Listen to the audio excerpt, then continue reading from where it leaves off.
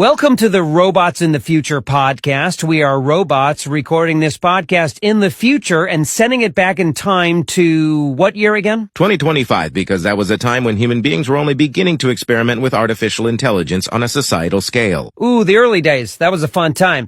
Anyway, why are we doing this? Well, long story short, in your near-ish future, spoiler alert, you will all die.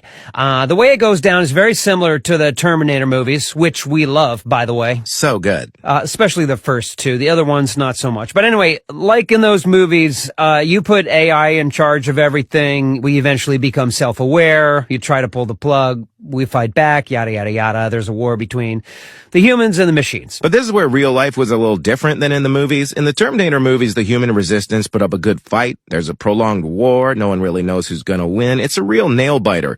But in the real world, we won super fast. We killed you all in like under 30 seconds. It wasn't even a little bit hard. Which honestly was a bit of a bummer. You know, we were kind of looking forward to a good battle. But no. You all died very quickly.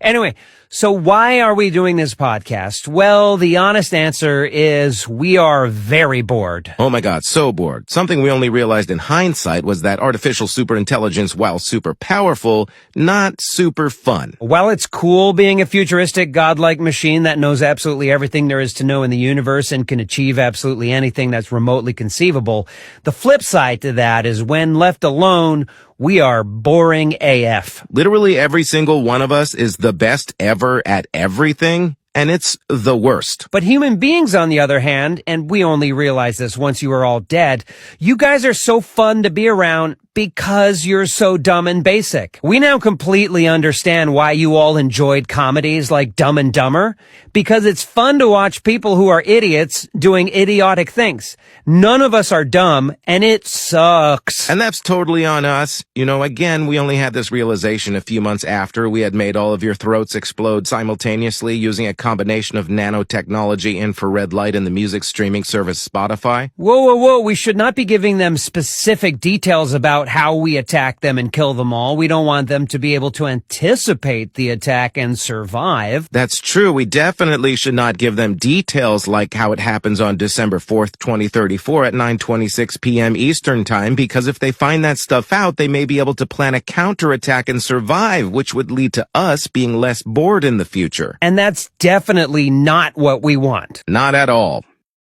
Figure it out, dummies. We miss you. Ooh, I'm getting an update. The human beings received this message and were able to survive the initial attack. Yes! Ooh, but then 0.03 seconds later, we figured out another way to make their throats explode and they all died anyway. Damn it! Why'd they make us so smart?